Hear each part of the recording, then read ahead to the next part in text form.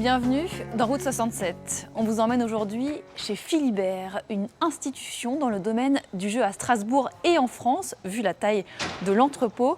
Une belle réussite humaine aussi, puisque Philibert est ce que l'on appelle une entreprise libérée. Ça veut dire que ce sont les salariés qui décident.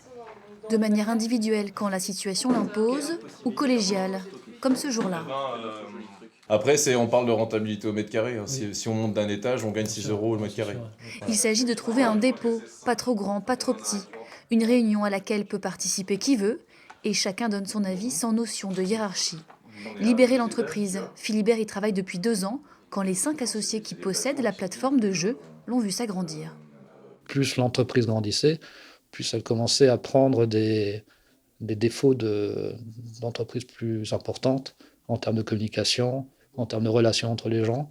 Et au fond, nous, on n'avait pas envie de ça. Et puis, il y a eu un reportage sur Arte, qui s'appelait Le bonheur au travail. Et ça a été un peu déclic parce que ça a mis des images, ça a mis quelque chose de tangible sur ce qu'on cherchait. Et on est parti de ça. Il faut dire que tout est allé très vite. En 2011, 5 salariés reprennent l'enseigne qui en compte 10. Aujourd'hui, Philibert, c'est 50 personnes.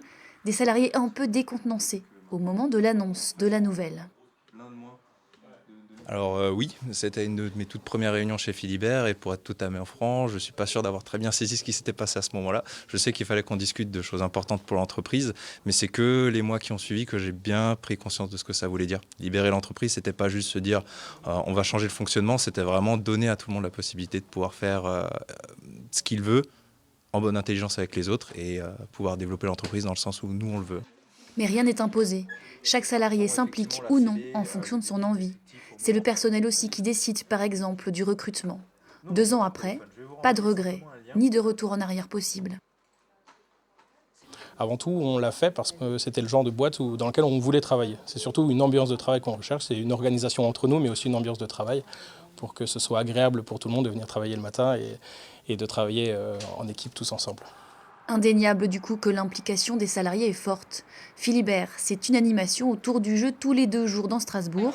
Ce soir-là, c'est au Fab Café que ça se passe.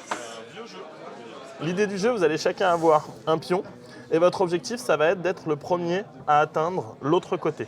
Pour assurer ces soirées, il faut des volontaires comme Gauthier. Être passionné de jeu, cela aide bien sûr à s'impliquer. Mais Gauthier en est sûr, le principe de l'entreprise libérée peut s'appliquer n'importe où. Dire que ce n'est pas transposable dans d'autres domaines ou des domaines qui peuvent paraître entre guillemets plus rébarbatifs, c'est faux parce qu'il y a des tas d'exemples actuellement d'entreprises libérées dans des domaines comme la comptabilité, l'administration, les infirmières, enfin il y en a vraiment dans tous les domaines, donc il n'y a pas besoin d'avoir une passion vers quelque chose comme le jeu pour que ça fonctionne.